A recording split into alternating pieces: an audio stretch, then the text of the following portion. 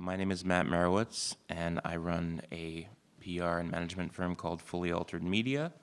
And I proposed this panel because we are living in an age that is mostly a post-listings era. So that means, has anyone seen Time Out in New York recently? Show of hands. No one actually reads physical media. Okay, so that's why we're here. So basically, there was a time when the New York Times, not too long ago, and they were the leading organization for this kind of thing. They had 25 jazz listings a week, and it really covered the whole gamut of the scene. I remember when I started out in PR in 2006, there were, I believe, 2 listings per genre in the Philadelphia Inquirer per week. So there was 2 folk and country, 2 hip hop, 2 pop, 2 jazz, and whatever else. And there were CD reviews. That era is gone. It's over. It's not coming back unless people start to subscribe to magazines and newspapers, which is probably not going to happen because the cultural shift has already occurred where everything has gone to digital or to free. So I just want to say that up front, and I wanted to ask, well, first we're going to do introductions, and then I'm going to have each panelist say a little bit about themselves, what they do, their role in their organization. 2 minutes each, guys, and then we'll go on from there. Zooey. Hi, everyone. I'm Zooey Tidal-Jones, and I'm the Director of Public Relations and External Communications here at Jazz at Lincoln Center.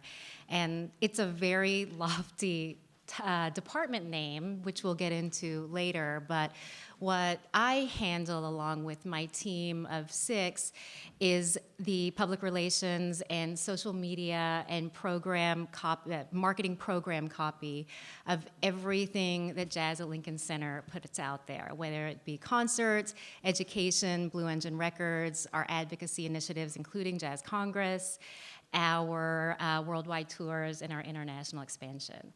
I've been here, next week will be my 16th anniversary here, so I have worked in media since we did have those print publications that not only featured show listings, but also featured CDs and previews of concerts on tours. But I've always been in music, even before Jazz at Lincoln Center.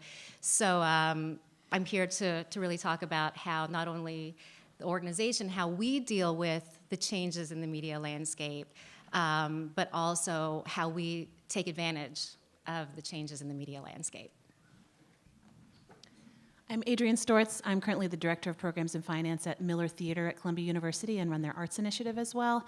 And throughout my career, I've seen the large and the small side of this music world, from running the social media at Carnegie Hall, and also working on some sales strategy at the Juilliard School, and now being at Columbia.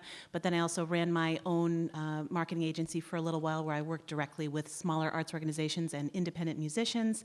I've also done a bunch of stuff on my own, made my own YouTube channel, just because I saw the importance a few years ago of video and didn't have the ability to do a lot of video in my job at the time. So made a weekly cooking show, got more than 1 million views at this point on these things. Now I have a podcast. Helped my brother build a podcast. So I'm always trying to be entrepreneurial with using these tools in a small level personally, but have seen on the larger side as well. Now I'm doing it with major organization to see how to connect with audiences and bring these transformative experiences of music that we all believe in, and figure out how to get people in the door, because now we're competing with Netflix and ordering a burrito on your couch. So how do we do that? Good morning, everyone. My name is Marquis. I'm an artist, educator, producer. Originally from Chicago, Illinois. I've been living here in New York for the past 5 years. And I always say my story is kind of the epitome of it takes a village. I started playing music very young in Chicago, and the scene just really took me under their wings. I studied throughout high school. I did my graduate work at DePaul University and my undergraduate work at Northern Illinois University. And I've been just producing records independently since 2011. And I'm excited to be here to learn about this. Yeah. You're also a former winner of the Monk competition, no? I am, yes. 2014. Hi, my name is Sydney Hill. I work as an independent digital marketer, and I have been involved mostly doing social media and digital ads for a lot of musicians and venues, such as Greenleaf Records or Myra Melford I'll work for, just various people. And if I look young, it's because I am, and I think I know I'm here to represent the kind of audiences that you'll want to build and the kind of people who will be buying a lot in the next 5 to 10 years. We're talking a lot about changing landscapes, but for a lot of people, it's not a changing landscape because we don't know what it was like before. It's just how it is now, and that's how it will be moving forward. So, my background is in theater, but now I'm working primarily in jazz. So I'm really excited to be here. Awesome. So I want to ask everybody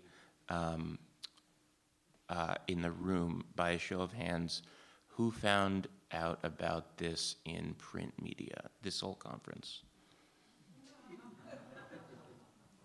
Anyone in Jazz Times, an ad?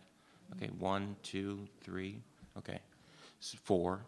So, okay, and how many of you found out about it online? Yeah. Okay, so that pretty much applies to our whole culture. Not just any kind of event, whether it's a dance event, whether it's a conference, whether it's a jazz congress or a show or a festival, or just a party that you're hosting at your home. I mean, I assume you don't send out paper invitations anymore, and request RSVP by a certain date. You send an evite, you send a paperless post, whatever. So what I wanted to ask my panelists first is, and I need to tell you, this panel is not intended as a how-to do all these methods and procedures. If you want that, you should go to the social media panel led by Jesse Markowitz, I believe, which is today or tomorrow. I'm not sure. I think it's tomorrow. But anyway, it'll be in the Apple room, the big room with the windows.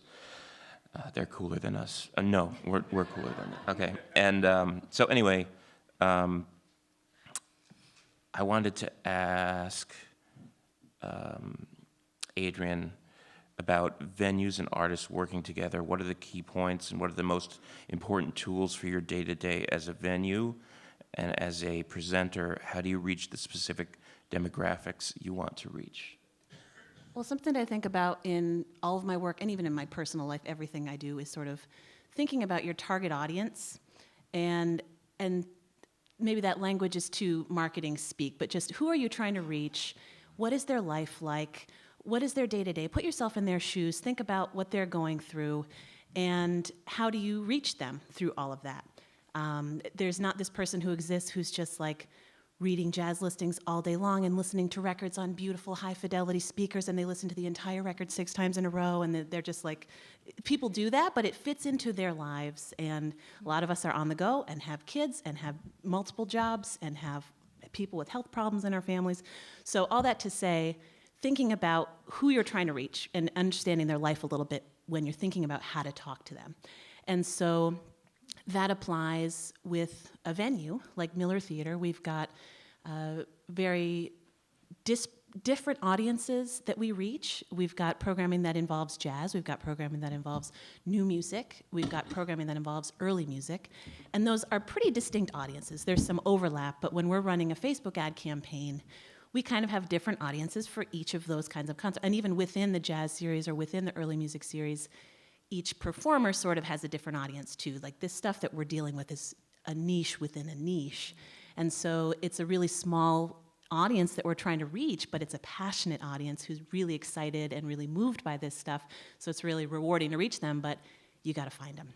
And so the biggest part for me is thinking about who they are and where they are, and a lot of our strategy comes from Facebook advertising. Email is huge. I think we'll all talk a little bit more about that, but building an email list where you're making connections with your audience is still really important. We have all of these social media channels that we all look at every day and we're all scrolling, but you're sort of at the mercy of the company who changes the algorithm every day. And instead of complaining about that, you got to take matters into your own hands. And if you build an email list, you own those email addresses. And even if your email business goes out of business, you have that list that you can export to somewhere else, and you own those connections with your fans and with your audience. So email's a big part of it, and the more you can delve into that and maybe segment it into different things. If you're touring and you're thinking about different zip codes or something, like you don't want to send out 20 emails to someone about shows in Florida to someone who lives in Nebraska, because they're just going to get annoyed and unsubscribe. So it's, again, thinking about, they live in Nebraska. Like, what do they want to hear? So thinking about that audience in their life is really helpful. And I think one other thing I wanted to mention is thinking about limited resources. At any organization, even working at a big organization like Carnegie Hall, you have limited resources. There's a limit. It's a bigger limit than some other places than if you're just an independent person. But how do you prioritize your money and your time to best reach the people that you want to reach? You can't do everything. And that's in life too. I mean, you can't do everything that you want to do. How do you focus on what's going to make the biggest impact and really connect with people? And so it takes a lot of thought and strategic planning before you do anything to really make sure that you're not wasting time or money on things that don't matter. Okay. And drilling down a little harder, on our pre-call, you talked about different demographics, age groups and whatnot. Which mediums tend to work for you best for people over 40 and people under 40 and, everything? Well, yeah, and I see that because I'm working in two different areas. At Miller Theater, where we have all of the different audiences for different genres and artists, but then I also run the Arts Initiative, which is an internal Columbia University organization where we're trying to reach students and faculty and staff, and we have an on-campus box office where we resell discounted tickets to the Metropolitan Opera and Jazz at Lincoln Center and a lot of other venues around the city. And so we have very different strategies for reaching both of those audiences. At the Arts Initiative, when I'm talking to 18-year-old kids, Instagram stories is the place where they are, and they use Facebook for Facebook events only. That's what we've learned from them. That's where they're looking on Facebook events to see what parties their friends are going to, what concerts their friends are going to.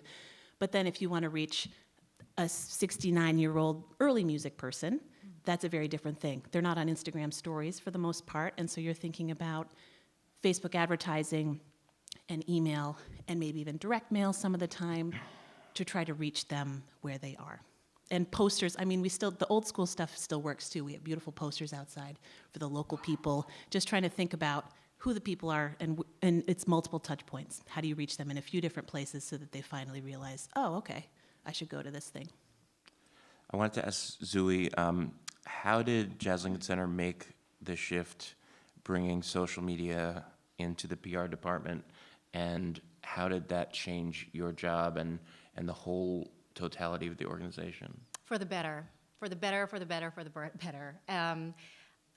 Up until about 5 years ago, our social media was under the umbrella of our audience development department. And then 4.5 years ago, we brought in the social media team to be part of the PR team. Thus, we're now the PR and external comms team. And that wasn't so much a response because PR didn't have anything less to do because there's less print publications.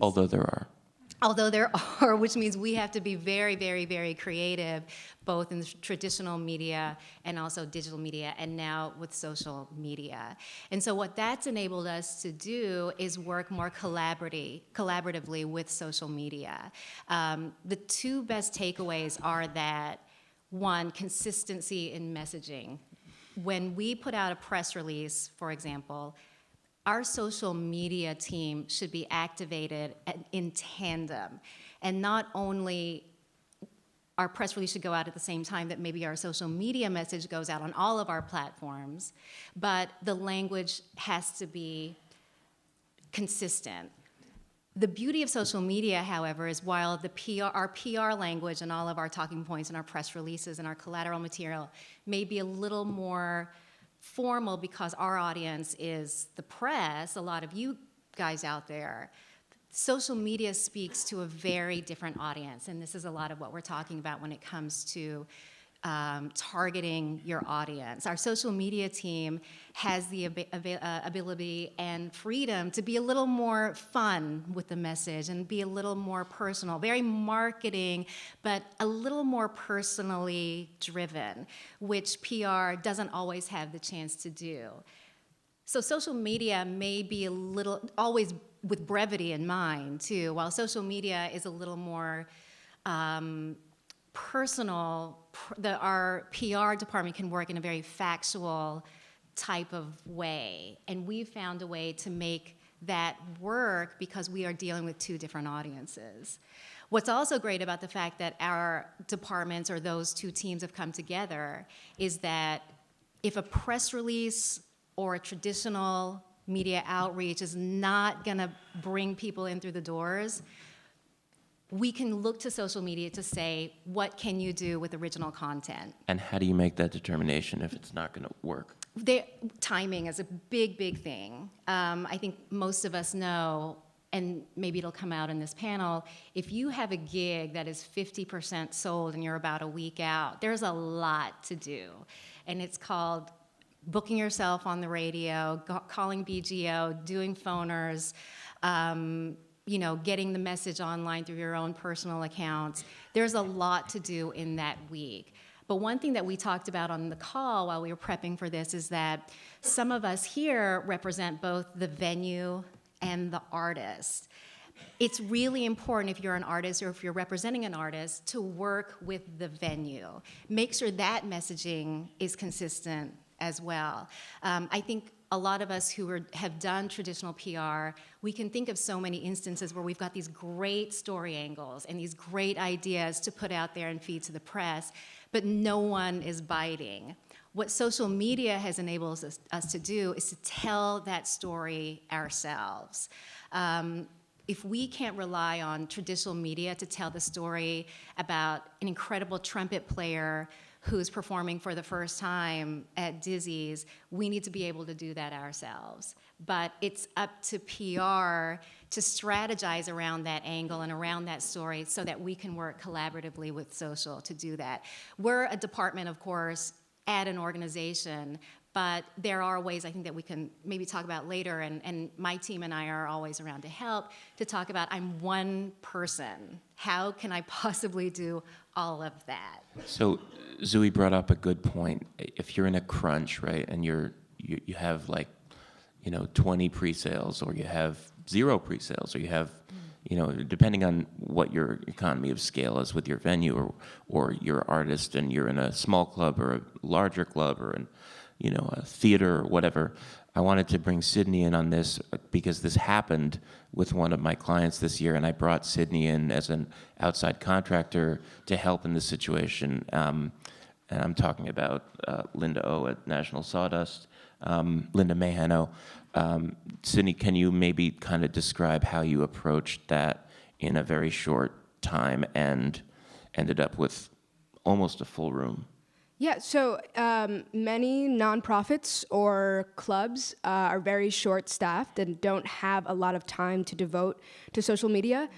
So if you can spoon-feed them assets, meaning if you can give them a tour image, a square, or a rectangle, and provide them with things that they can post, it is much more likely that if they have 10 minutes to do social media before people roll in for happy hour at the club, and it's one of the bartenders, they're going to post about your event. And just because it's right there and they don't have to come up with something and it already looks good. For Linda Mejano, we ran ads also, and something that is available if the venue will work with you on this is you can advertise to people who like their page and friends of people who like their page. And it might sound scary to the venue at first because they think that that means you have access to all of their credentials and credit cards and everything, but there's a way to do it in which you only have access to those things.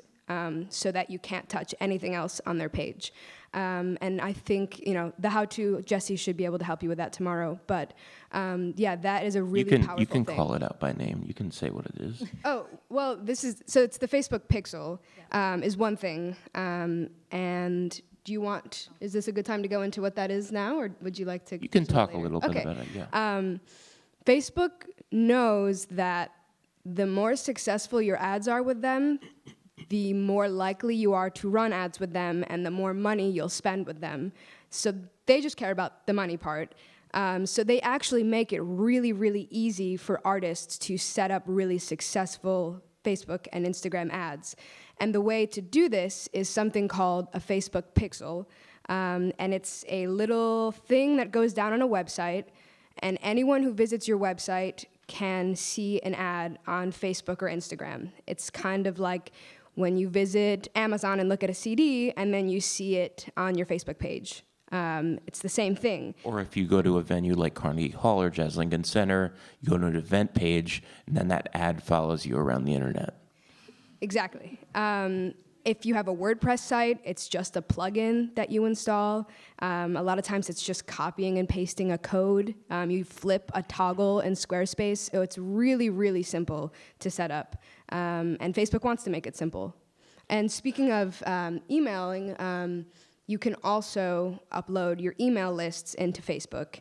So if the email that they have with you is the same email that they use to log into Facebook with, Facebook can match that, and then suddenly your email list will see ads on Facebook and Instagram for your gig. So that's just another touch point. If they're getting an email from you and then they're seeing an ad in Messenger, they've now seen two things about your gig.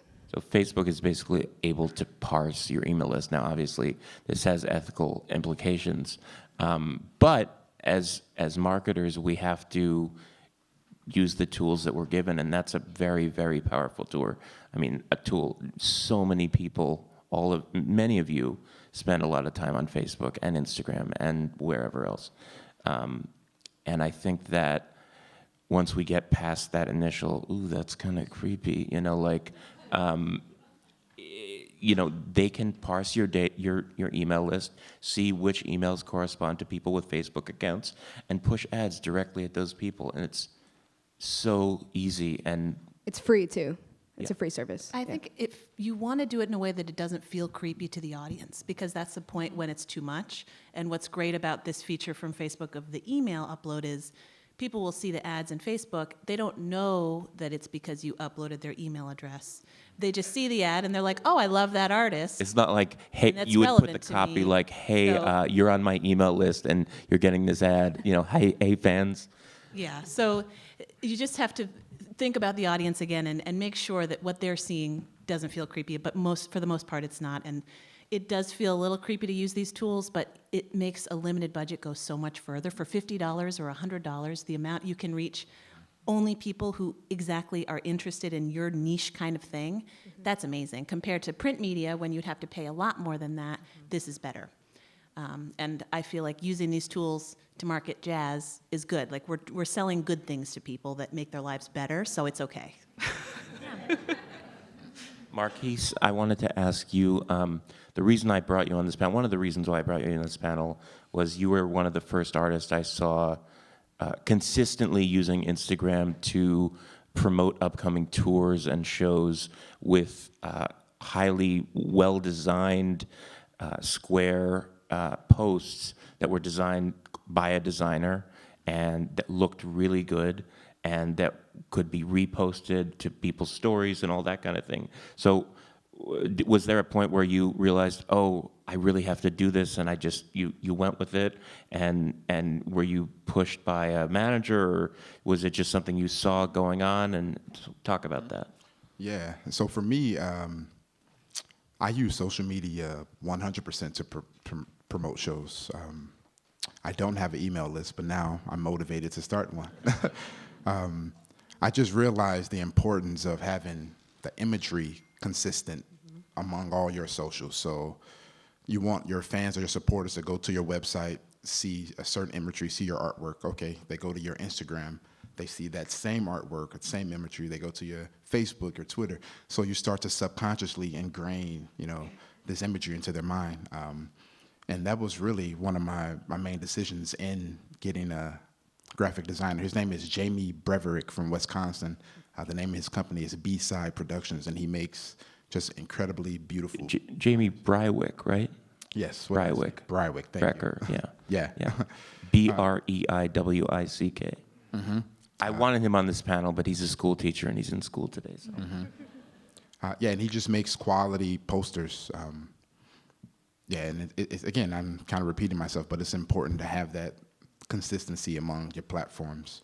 What else did you ask me? I'm sorry, you asked me a few things within that. Well, I mean, how else do you approach social media? I mean, I know that, one of the things that I wanted to bring up on this panel today is that you can't be like, Glenn Glary, Game Ross, you can't always be closing, right? You can't always be selling something to people, shoving it in their faces like, buy my product, buy my product, buy my product. You have to create a human voice, just like your own voice. All our voices are different, and we all have, peculiarities and idiosyncrasies. And so, something that I've followed with you, being an avid follower of yours, is that, two things. You're on this mission to, get healthy and lose weight, and you're a runner, and you're running all over the world. And two, that's a part of your daily posting. It has nothing to do with your gigs, has nothing to do with selling anything. It's just you. So, what motivated you to do that? The cool thing about social media is it's personal. It is. Yeah. So you can share your life with your fans, your supporters, and I think that attracts them even more. I think people just want to feel connected, to feel something real. And for me, it's hard for me, honestly, but I'm noticing that people resonate with vulnerability, especially via social media. So just being real with your fans and your supporters. So that, encouraged me to do that, to make that decision. Can I add one thing to that? Sure. The personal stories. We've talked a lot about how to target people who already are into what we're doing, whether it be jazz or dance, classical, whatever the discipline may be. But I think that it's also important to think about appealing to those who are new to our art form or to what we have to offer. Those people may not be looking at the jazz listings or listening to jazz radio or following social media feeds that are specific to our discipline. So I think that there's still an importance in trying to appeal to what we call mainstream media. Not necessarily print media, but the mainstream. For example, it's interesting that we're talking about running and wellness because our staff also takes our pitch further. The more we know about an artist and their personal preferences or their personal journeys, if the artist is cool with it, of course, we try to create that story so that maybe a mainstream publication or a mainstream outlet or a mainstream site may find that so interesting that they'll do a profile on that artist and plug the show. It doesn't reduce what the artist is doing or offering. It's another gateway to bring a new audience in and to get really interested. There are so many times I'll be at the club at Dizzy's and someone will say, I'm here, it's my first time at a jazz concert. However, I read this story about this person on stage and the fact that she is a great chef or she does this. That does happen. So if the artist or you are cool with it, and we should always think about those comfort levels of how much of our personal story we want to tell, that is another angle that a publication that's not necessarily arts-driven might actually pick up. Right. And I wanted to tag on to that. Basically, I forgot my thought, but basically, at the Winter Jazz Fest this year, I'm the publicist for the New York City Winter Jazz Fest, and If you haven't come yet, you can. It's going on through this coming Saturday. We have shows every night of this week except Wednesday, including a show at Town Hall with Sao George. Sorry.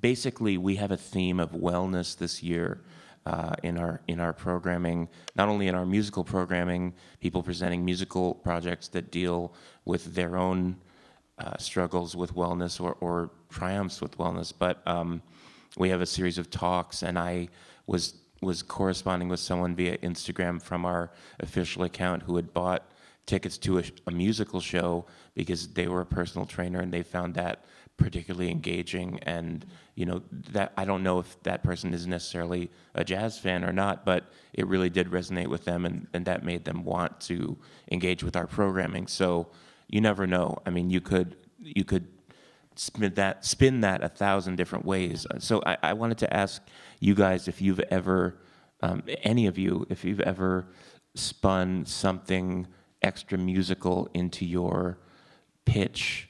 I mean, obviously, Zooey just talked about it, but Adrian or Marquis, or even Sydney. Sydney also does some work with the local theater up in the Finger Lakes region of New York. So maybe you could talk about some of the partnership type things and the Actually, the first person who comes to mind is Amir Al-Safar, how he ties in a lot of I would say he's very much a mission-based artist. A lot of the Iraqi maqam and everything that has been happening, he is very much using that as a means to attract an audience in a very wholesome way. Yeah, that's the main thing that I would think of for that situation. Yeah, I put out a project 2 years ago called Meditation Tape, and the concept of the project is just all the things that fall under the umbrella of meditation. And that was the first time I consciously promoted with people who resonate with meditation in mind. So even something as small as hashtag meditate. I saw and paid attention to my Instagram and Facebook. I gained, followers and supporters just off of that single meditation hashtag. So people pay attention to those hashtags, and they pay attention to the things that resonate with them. Yeah. I wanted to ask, Instagram, Facebook, all great, but how do we convert those people into email subscribers? I wanted to put that first to Adrian and then to Sydney and maybe to Zooey as well. Well, and so the idea of building an email list, there are a lot of different avenues for getting people into building your list. One is on your website. I'm sure you've seen on many websites, like the Jazz at Lincoln Center website, a pop-up that says, do you love this thing? Sign up for email updates. And that's a tactic that works in a lot of websites. And you can set that up yourself if you've got your own Squarespace or something. There's a website called Sumo where you can get it for free. And you can put up a little pop-up and then download the Excel sheet and put it into wherever you do your emails. And you can use a service like MailChimp to send email newsletters. So when we're talking about an email list and email marketing, it's not just you like going into your Gmail account and pasting in a bunch of names and emailing them. It's more of like a newsletter that you would get from Macy's or something that is through a service like MailChimp or Campaign Monitor, where people have the ability to unsubscribe because you don't want to be spamming people, and there are a lot of laws regulating this. We're going to see more laws into the next few years because there's such a concern about spam. So we've got to keep our eye out and continue to evolve our best practices. But for now, especially people in the United States, you can email them if they have opted in to receive messages from you, and as long as they have the ability to unsubscribe whenever they want. But to get them to sign up, you can't really just say, sign up for my email list because I want to send you emails about all my gigs and all my records and I want you to buy my stuff. Like, no one wants to do that. And a few super fans will want to do that, but putting yourself in their shoes and thinking about what their inbox looks like when they open it up on their phone all day, like when you look at your inboxes, there's a lot of junk in there, and it can be really overwhelming, and we all have this feeling of like, oh, if I could ever get through my inbox. You don't want to contribute to more of that. No one wants to sign in to getting more junk in their inbox. So you need to come up with what kinds of emails you're going to send that are actually valuable and interesting, similarly to everything else we're talking about with social media and telling authentic stories and sharing interesting things. Maybe you can think of email lists that you receive that are really interesting. That, like, what are the one or two that you actually read and you actually open and you actually think like, oh, this person is sharing what they're doing on the road in a way that's very interesting to me, so I actually really appreciate their emails. And then you go on this journey with them, that when they have a record in 6 months, you have this affinity for what they're doing and you feel like you've been along for the journey of building it and you want to buy it. So you can, I think ultimately you want to think about emails that are meaningful, and then you can pitch that to people of sign up for my emails, because then you're going to get, like, what are they going to get? They're going to get behind the scenes things or exclusive things or whatever it is that's your special thing, updates about your fitness journey, whatever the things are that you've found that your audience is excited about, give them that thing. And so, yeah, I focus less on like how do you get them on the list and more like make it valuable, and then maybe people will share it with their friends because it's so cool, and like make something that is great, and then they'll find you a little more. So there's no specific tool that you know of to scrape these platforms for emails? I would not do that. Right, okay. I try Don't to do that. Yeah, I try not to do stuff that feels a little too shady for me. I think one way, if you do have a big social media audience and you don't have an email list yet and you want to try to get some of those people onto an email list, you can do stories or you can do posts and talk about how awesome your email list is and get them excited to sign up, or even do some sort of a giveaway or something to incentivize the sign up. But like, it's a little shady to put them on the list when they have not opted in explicitly. Sure. And just to be clear, this practice of gaining email addresses illegally is truly illegal and is really, really illegal in Europe. That's why you guys all got that thing about a year ago that was the EU had put into effect some law that disallowed that kind of thing, and you had to opt in fully. But I wanted to ask you about emails, since this panel is about gigs specifically and just events. At what intervals do you send emails leading up to a given show as a performing arts center? And then I can offer some ideas as what I do as a publicist, and Zooey, you can do the same thing, but Adrian and Sydney also, because you do some venue PR upstate.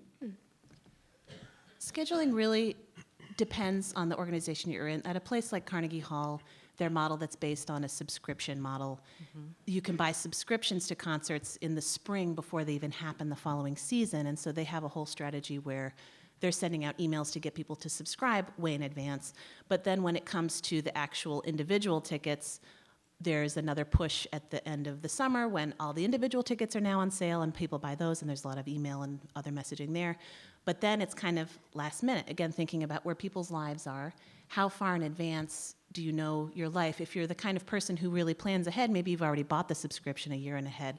But a lot of us, what are we doing 6 months from now on a random Wednesday? It can be hard to make that commitment in advance. And so a lot of the messaging happens closer to the event, a month out, a week out. I think as a smaller independent person, you have to think about your tour schedule and where your audience is, and if you've been able to segment your email list by geographic region and you have enough people in certain regions, you can message them with a little bit more advance notice, because if they're waiting for you to come to their city, it's kind of a different vibe, and they might buy that ticket more in advance because they're excited for you to be there.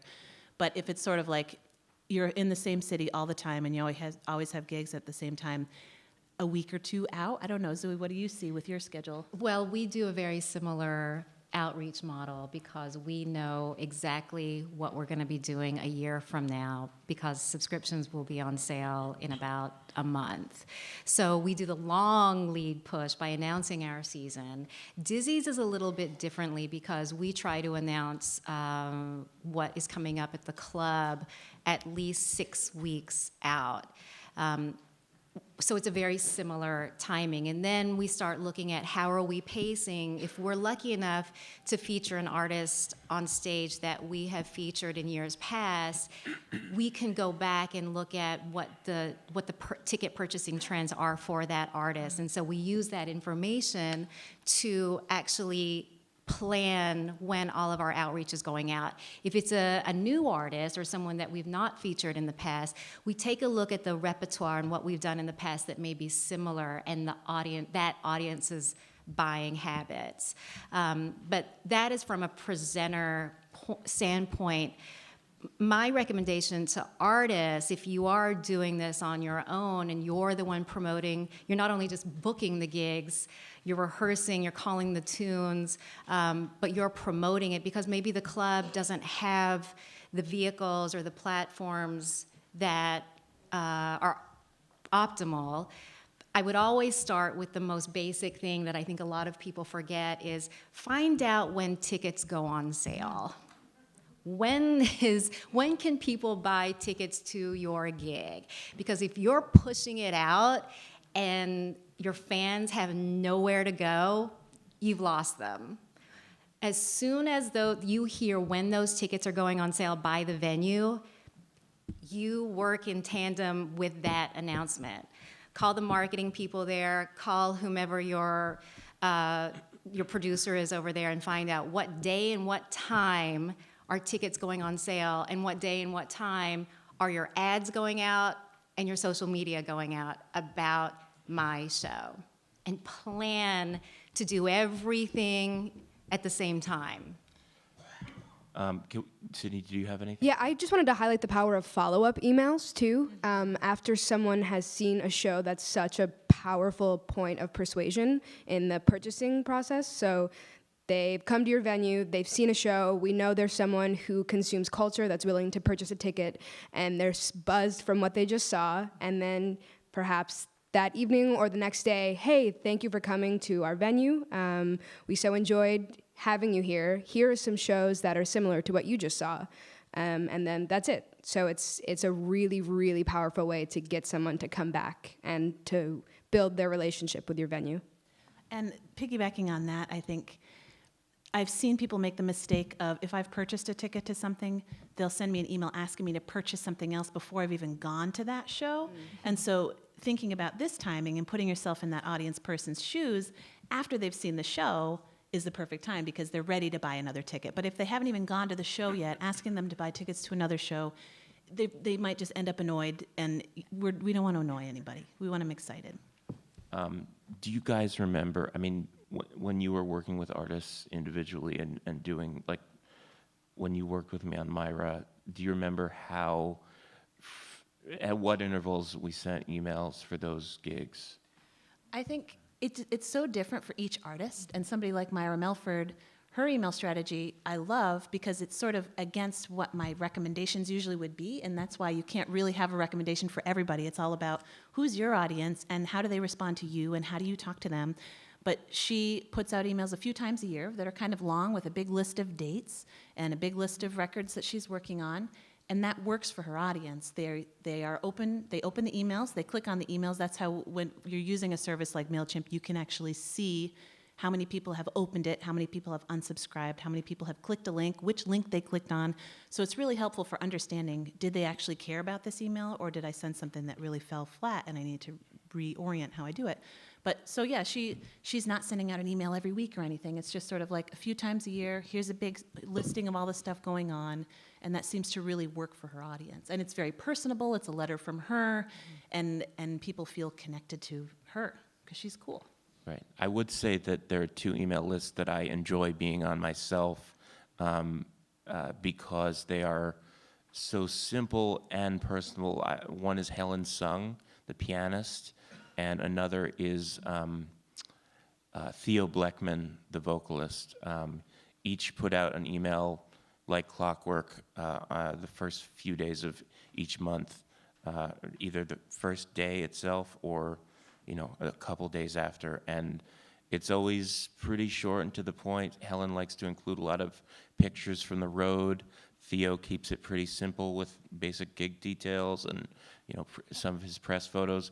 That brings me into another thing that we really wanted to talk about, assets. And when we say assets, we really mean the tools that you can use and you can give us as promoters or as venues or performing arts centers, such as photos, videos, and other tertiary content to really sell your gig. So Well, the and it's raw not just materials. venues either. It's the stuff you're posting on Facebook. Like, Sure, you want yes. your photos to The look stuff that you awesome use. and professional and beautiful and compelling everywhere. There was a point that Zooey made in our pre-conference about this phenomenon of musicians using composite images. Maybe talk a little about that. Sure. I think that in jazz in particular, you may in some instances be working with a completely different band than maybe you're usually working with or one that you've worked with before.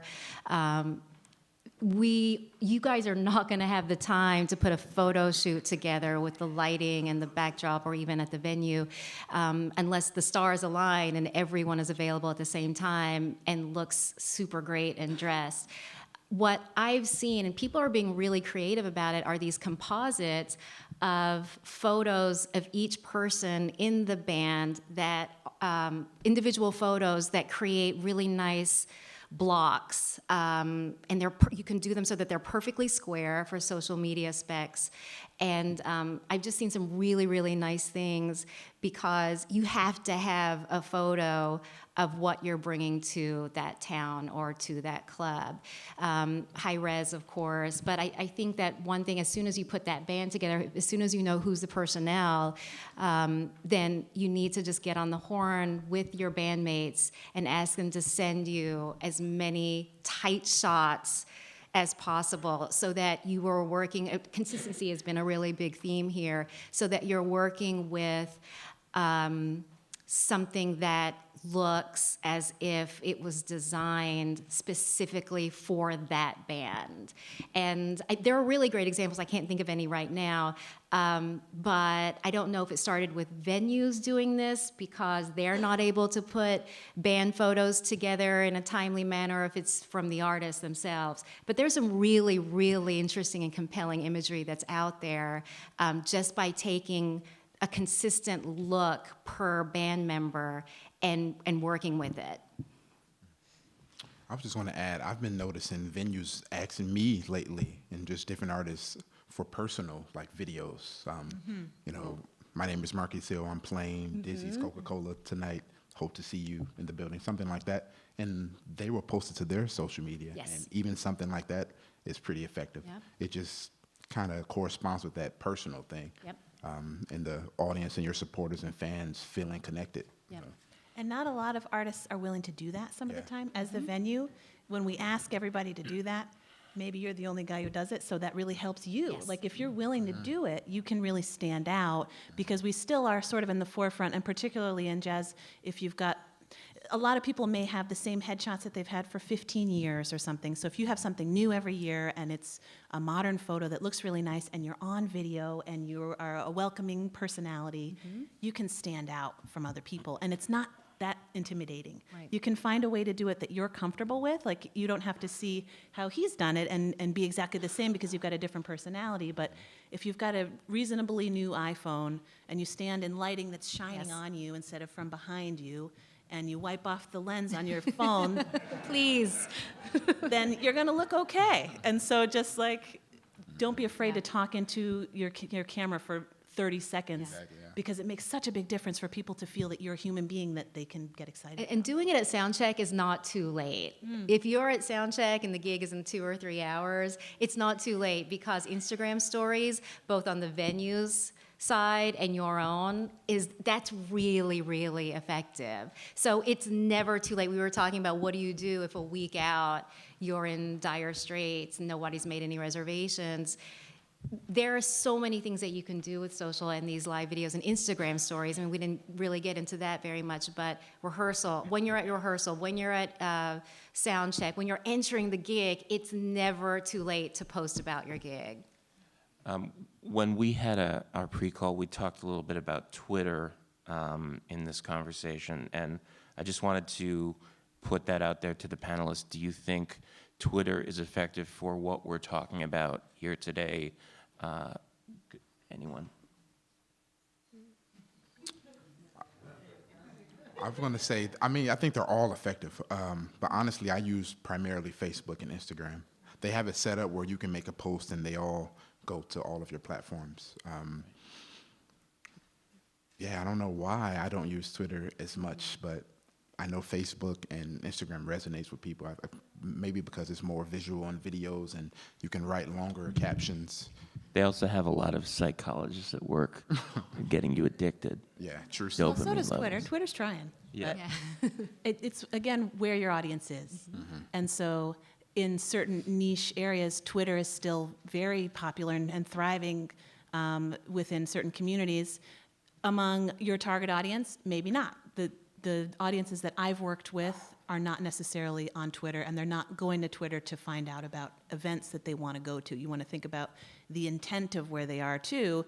Facebook ads work because a lot of times people see stuff on there and they want to buy it. Or like an Instagram, you see so many Instagram video ads now for all these direct-to-consumer products, and we've sort of grown accustomed to being comfortable buying stuff through there a lot of times. And so being in a place where people are interested in doing stuff is useful. So I don't know. If they're not on Twitter, then don't force it. You don't have to be on every single platform, especially if you have limited time and money to do it.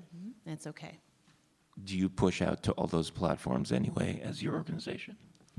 I have been advising that we not so much, and the way that I've used Twitter in the last few years has been more of a customer service tool, particularly at a place like Carnegie Hall. That's the place where people go to yell at you when your website's down, when you have a big ticket on sale. Yes. And so you have to be on there as a customer service tool just to take that feedback and let people know that you're working on it and you appreciate the feedback, just to make them happy and like you again. But I think as a smaller independent artist, it's good to maybe have the account, and so if somebody is writing to you, it's sort of a communications vehicle to, if somebody wants to send you a link or something, I don't know, sometimes people might send you something, but in general, I'm not using it to post content on a regular basis. I mean, I personally use it to look for breaking news or for very hyper-local news to me where I live, like an accident or something like that, weather. But that's really, I mean, it used to be very prevalent in my life, and now it's not. I wanted to touch on a couple other things that we talked about in our pre-call. Sydney, can you please define what Facebook Business Manager is and how it differs from just hitting the boost button on posts on Facebook? Yes.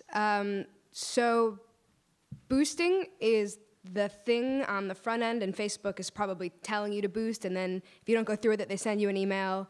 That is a very, I would say that's the lowest tier of digital marketing. They're just trying to get someone who doesn't know really anything to click a few buttons and then spend some money, and it's kind of like a massive fire hose blasting it out to everyone, which seems good until you've spent $50 and 40 of it went to people who have no interest in your show, when you could spend 50 on people who visit your website and are on your newsletter. So one tier above that is Ads Manager, and that is what allows you to use things like the Facebook Pixel and to use your mailing lists like that, and to just in general have more precise and robust tracking and targeting.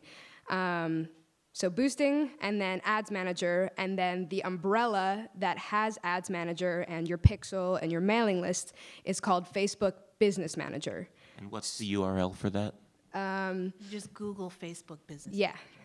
So just imagine, and the logo is actually a briefcase. So a briefcase, and in that briefcase is your Ads Manager and your pixel and everything else. And that is the more sophisticated, yet not too hard for the average person to use, means of digital marketing that will give you the most success. Boosting, in my opinion, is kind of just Facebook's way of getting people's money easily. You could look at it more optimistically and say that it's them getting your foot in the door to start digital marketing, but the best way to do this is Business Manager. Okay, we don't have that much time left for our portion. We're going to try to give as much time to you for questions, but I quickly want to discuss something called the 70-30 rule, and if anybody would like to discuss that real quick. Yeah, this is Capacity Interactive is here, and maybe hopefully in this room, but they have another panel. But this is something that I learned from them, which is 70% of the content should be what your audience wants to see, and 30% should be what you want them to see. So no one wants to be sold to all the time. They want 70% of the time to be maybe a funny video or you talking, sending something interesting or a beautiful photo. 30% is, hey, come to my gig, buy a CD. Because if 70% is interesting content, that makes people more willing to absorb those 30% messages. And something that Adrian said on our call is, if you're on a platform and you just don't know what to do with it, and you're really confused, do what you don't hate, basically. Well, that's my advice working directly with clients too. And when I have a consulting call about like, what are we going to do? Like, what can you do to promote yourself on social media? It feels very daunting. And we've all seen those artist websites where at the bottom it has all the social media icons that link to nowhere because some person built them the website 5 years ago and put the icons there, and then they never built the accounts and connected them to anything. That doesn't help anyone, and it just makes you look out of touch. If instead you just have an Instagram and that is it, and your Instagram is awesome, that's great. Think about, for you and your interests and your abilities and your discomforts with the internet, what can you do well and what's interesting to you, and you're not just forcing yourself to do something that's awful because you have to sell your records. It's find the way that it works for you, and what stories can you tell about your own personal journey that you enjoy telling and you enjoy getting feedback from other people, because then that's actually authentic, interesting stuff that people will latch onto. If you hate it, people can tell you hate it and no one's going to want to look at it anyway. Okay, so we're open for questions now, if you want to come forward to the microphone. Hi, I'm Kathy Salem, and I work with some of the most wonderful musicians in the world. However, for almost 2 years, I have been screaming, send me pictures, let me have interviews. I sent out a 3-question, fill us in and send it back to me. Have I received one? What do you suggest? I love it because we knew what you said, the personal interview, the personal little note. I'm on tour in Slovenia and I'm having coffee and tea and I can't ever get that. Mm-hmm. Do we have an answer? Everyone is different. But I have 6 of them and they're all the same. I mean, if before you go on tour, you could pre-tape it, If you're too busy, you just fake the coffee in your kitchen and you post that later when you're in Slovenia, You could try to send them samples of what you're looking for too. That takes some of the guesswork out. Hey, this is what so and so did. Can we try to do this? Or hey, are you getting coffee? I see it's 10 a.m. and wherever. Can you take a photo? It may also be worth setting up a schedule for the artist and drafting captions. If you know that your artist is flying out on X date and lands at X time, it's work, but again, we all want to sell the gig. But it might be worth presenting a sort of schedule and drafting the captions if they're absolutely not doing anything, and then getting their approval and sending it to them to copy and paste. Again, every artist is very different with how much or how little he or she posts and photos too. But I think that once an artist knows, 5 people have made reservations and we're a week out, the onus really is on that person, along with the venue, to do what they can do, to do everything they possibly can, whether it's doing a selfie at sound check, But maybe doing a little bit of that work for them. Find out if there might be a young niece or nephew touring with them. That's something I've done where I've been like, hey, can you get a photo of so-and-so before their gig? Idea. Find out who might be a little more technically savvy that's with them. And if you're a performer, always give your phone to someone in the audience, whether you know them or not. Hopefully they won't steal it and walk away with it, but a lot of performers I know, or just having a person in the audience to take photos of you during your gig that you can post later that look good. An extreme idea, you could have a camera that you give to someone. Well, yeah, that takes a little more time. Okay, maybe. And make sure the venue's cool with it too. Go ahead, sir. Hi, I'm Michael Phillips, and I book and promote a jazz show at a club in Washington, D.C. And I use everything that I can think of, all the mainstream and social media. And I spend the most time on social media. But if I can get a little blurb in the Washington Post, that makes huge difference. Yeah. I can't get that all the time, but I just want to stress the importance of the mainstream Yeah. kind of media Sure. as well. I mean, I do that for a living, for Yeah, sure. the second thing I want to say is that a lot of people, this club has a lot of local jazz acts, so it's not the big name people coming through. And a lot of people wait to the last minute to decide to come. And so despite all my marketing, despite everything I do, about half the sales are full price sales at the door. And I mean, they can get discount early bird tickets, but they don't because they haven't decided what to do until that night. And what a lot of people do is they go on, especially young people, they go on Eventbrite. And they look, they say, what are we going to do tonight? Look at all the things on Eventbrite. And so I've got to have my thing there, and I've got to pay a little more to boost its visibility. So you haven't talked about Eventbrite. I wonder what you guys' thoughts are about using that, not just to announce the show, but use it as promotion as well. I've seen that in different markets that works differently too. Using that, I don't know the usage in New York City versus in DC, but I think in smaller cities it's really valuable as well. I was doing some research for a client in Burlington, Vermont, for example, and like there were a lot of events on there and people looking on there. So I go to knowing your audience, and depending where you are, that might be more or less valuable. It's interesting that it works really well there. Last thing, just real quick comment is we ask people when they come in the door, where did you hear about this? That's very useful data to Yeah. have because there's a Cool. particular blog. I had no idea. Yep. Everybody's reading this blog, you know. So. We've seen that with Google Analytics as well, which is another tool that you can put on your website, and it shows where people clicked to get to your website, and seeing the same thing, seeing a blog that brought hundreds of people over to your site and sold a couple tickets, like, I've never even heard of that before. Let's cultivate a relationship with them. You can then be proactive in the future. It's great to know. Thank you for your question. How you guys doing? I'm Daniel. I'm a student at City College, jazz student. I'm a drummer. And I was just wondering, like, what your thoughts are about having like a personal account and like artist account, and like trying to clean up the mess. Like, I don't want to have like a poster from the gig that I had 2 weeks ago, and like, I mean, what should stay on the Instagram and what should be deleted? What do you think about that? I mean, I think I do delete old posts for various reasons.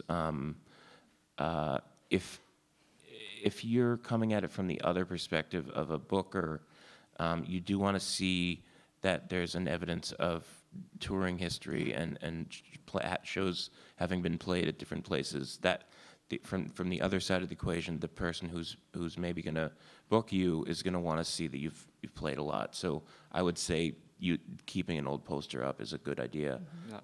Would you think it was more valuable to see like a video or like a picture or the poster? Video. Yeah. Yeah. Videos do better on any Facebook-owned platform because they're really trying to compete with YouTube as a content platform. So I would generally say that videos do better. However, like I said, one of the reasons I invited Marquis on this panel is because he had great show posters and tour posters made, and they look terrific. Yeah. So, just invest in, Adrienne mentioned on our call, she mentioned something called Fiverr, which I think is Fiverr, and that is a website where you can go and have people bid for your work, and it can be very, very cheap. And not your performance work, but like if you need a graphic Administrative designer work, for something for $30, they could put together something for you, or if a video asset that you want a little animation or something. It's just a great way to hire freelancers to do little stuff for you where you don't have to have a $1,000 creative person. And on then the as team. far as integrating 2 pages on Facebook, you're saying, like having a personal and a business page, Yeah. you can't run ads from a personal page. So to reach people like we're all talking about, you have to have a business or a fan page. Yeah. So for everything we're talking about, if you want to use Ads Manager or Facebook Business Manager. What we also didn't say is that when you use Facebook Business Manager, you're also able to advertise to your Instagram following because Facebook owns Instagram. So that's a really powerful tool. But I would say, yes, you have to have a fan page. And if you want to keep your personal page, that's fine. If you want to get unaddicted from Facebook, I would say delete your personal. That's a whole other topic. But, that's neither here nor there. So anyway, yeah. Marcus, how do you balance that, just in your own life, personal page versus a professional Yeah, I page? was just going to say, just kind of piggybacking off of the consistency. My personal business page and my business page, the imagery, they're very similar. You want artists and fans and supporters to go to your personal page, go to your business page, and recognize that you're promoting the same thing, like that you're connected. There was a point where my business page and my personal page were completely different, but I noticed once I started to sync them up, I started to get more fans and more followers. So just that consistency of the imagery on social media is really helpful, I've learned. How you doing? Gabrielle Allegri. I'm a jazz artist, 1 foot in Lima, Peru, and 1 foot here in New York. And I just have a question for the both of you. Historically, from what you said earlier about promoting or hiring, I think, Sydney, to promote a show that you were having trouble filling. At the beginning, you mentioned something like that. I mean, I was on the team having trouble filling. It was not all on me, but yes. The venue also had a hand in it. But Right. So regarding that, if you recall or whatever, what the return on ad spend was to fix that problem, if you remember what it was, or if you took a loss on the ad spend and something like that. And then the other question is more just maybe to help all of us hypothetically. You have 1,500 people on an email list. You have 20,000 Facebook fans on your professional page. You have a 100-seat venue in New York City. You want to spend about $500 to fill 100 seats, and it's $30 a ticket. What do you recommend? You want us to make your whole ad strategy? No. It's just mostly for Sydney from her perspective, because there's going to be choices to be made there with, lookalike audiences or not, or loading up your email list and all that kind of stuff. For those specifics, I would go to the other panel. It's just we have 3 minutes left, and I want to get to some other questions. So I'm sorry. Yeah. And it depends on the artist and the audience and how good your list is and how good your Facebook list is. There's so many factors, too, to being able to determine where that $500 should go. Okay. Thanks. There's a budgeting panel, I think. Yep. Hi, my name is Ellen Pryor. I'm from the Jazz Forum. Hi, Marquis. So I have a question from the point of view of a jazz club, which is a YouTube page. You mentioned that Facebook is competing with YouTube for video. What's the perception of having a YouTube page? I think it's pretty essential for almost every organization. It really depends if you're a jazz club that you have permissions from the artist. Sure, that's the main thing. You'd have to sign release forms, and that's a whole, thing unto itself. But I think there's no downside in any organization having a YouTube channel. So now I want to. Can I speak to thank YouTube? you. Because I love sorry. YouTube. Sorry. I see YouTube and Facebook video as different platforms, and so you have a different strategic approach to them, where YouTube is very search-based because it's Google, and so people are discovering stuff on there when they go and they have the empty search bar and they're looking for something. And so that's where you really think about keywords. And so like names of standard tunes or names of artists or names of venues, like what are the keywords that people are going to search for, and then you're the answer to their question. And so then you can have a video that you put up 4 years ago. I mean, my own personal channel, I made stuff in 2013. I still have views every day on that stuff because people are searching for how to make that recipe that I made today, even though it's old. And so it can be really helpful if you've got the name of a record or the name of tunes or stuff that people are looking for. And if you think of it as a competition a little bit, that like if you're the only recording of that on YouTube, you're going to get a lot of views for it. Same So thing you if can you stand have, out. sorry. Yeah, but on Facebook, it's a social thing. They'll see it today when you post it. They'll see it if their friend shares it, but then it's kind of done. Okay. YouTube, you want to have the nice stuff that people can discover into the future. And if you have an exclusive performance at your club that only happened there, it would be great to negotiate prior with the artist or the artists, all the involved artists, to have a 2-minute clip Right. that lives on your YouTube channel. Right. Especially if you presented the premiere of a project that was, say, commissioned by Chamber Music America Right. or something like that, Right. you know? That's bragging rights, you know? Right. And you give them a call to action of what to do next. They've watched it, they love it, and now sign up for our email list to find out more about awesome Right, performances like this, or go to our website and see the new season. Right. Get them to do more. So a couple of things about booking artists. So we find, and you may have already talked about this much earlier in the session, but that artists' websites are generally awful. Really awful. They don't have high-def pictures, so we can't use them. They don't have up-to-date video. Actually, they have video. You're talking about having someone take some pictures or take some video. It's like this, and it's got people walking across it. So, the best thing artists have done is to ask to have a camera rolling for their show. We also offer that, so we can do that for artists. Some people don't want it, which is fine, but the artists can use it and take a clip themselves. The other thing is bios are often not up to date. Is this a question? Because there are Well, I other- just want to say sorry. a couple of things to the artist. Is that useful? No, Not. we're actually out of time. Okay. Am I right? Sorry. Yes, I'm sorry. I don't know. wanna get Is there a booked and stage manager promoted. in here? Do we have any extra time? Talk to this lady after the panel. She's Yes. got some good tips. I'm sorry. That's fine. It's very valuable what you're saying, indeed, but we do have limitations. I'm just going to let one more question go. Well, I actually did kind of learn something from what she was saying, and it relates to what I was going to ask you guys. As far as the quality of video, I've hired people to come out and shoot during a show. There's a problem with the board, or the sound at the club's not great, or blah, blah, blah, and so you spend this money. You end up with a product that you don't really want to use, but then there's someone who shot something on their phone that looks better and sounds better. But how do you guys feel in relation to the level of professionalism of what you see posted?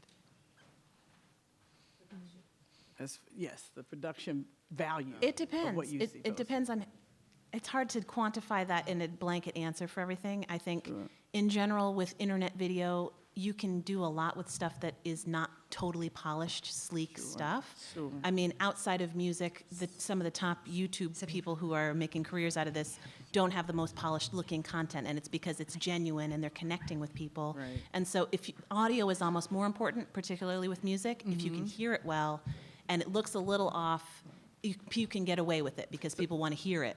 But if the sound is awful and it's perfectly polished visually, it's not going to be work. worth anything. Absolutely, absolutely. I was So just there's a range. It depends. So as long as the sound is pretty good, I of course, that would be the only thing I would want to use. But I Yeah. guess and you did answer it in relation to production value. It doesn't always have to be something that someone's done in a studio and, tweaked No. and edited to the And max. if you can get it out in a timely way, that's almost better. If you take 2 years editing something and then put it out, it's not as helpful to you. Especially Instagram story, the expectation is it's going to be low quality. It's going to be on your iPhone. So especially there, if you have something low quality and you want to get it out, I would put it on your Instagram story. Oh, Yeah. thank you. Yeah. I just Thank want you to so say, much. I've been in your situation before, just wasting money, hiring people Yes. to come out, and you don't get a product that you enjoy. Right. So I invested in a GoPro, like just Oh, Yeah. okay. GoPro or a selfie stick, and use your iPhone and just record your shows, your sound checks yourself. Okay. And it saves a lot of money. Yeah. Thank you. Yes, Yeah. because I have wasted thousands of dollars. I know. It's Okay, I think we were supposed to end at 12:15. It's 12:15, so we're done. I want to thank my panelists, Zooey Title Jones, Adrian Stortz, Marquis Hill, and Sydney Hill. Thanks, Matt. Thank you so much for coming.